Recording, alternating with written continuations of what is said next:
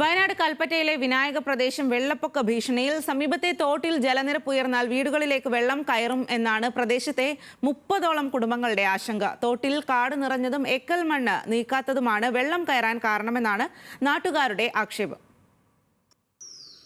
കഴിഞ്ഞ 4 വർഷമായി തുടർച്ചയായി വെള്ളം കയറുന്ന പ്രദേശമാണ് കൽപ്പറ്റയിലെ വിനായക.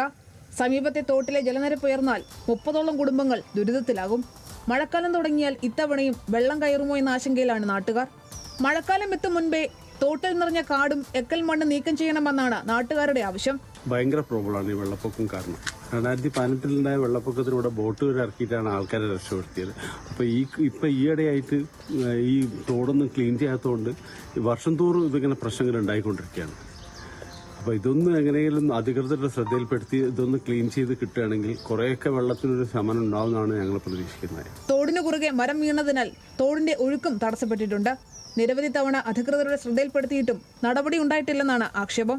തോടിന് വീതി കൂട്ടി മാലിന്യം നീക്കം ചെയ്താൽ ജലനിരപ്പ് കുറയുമെന്ന പ്രതീക്ഷയിലാണ് പ്രദേശവാസികൾ.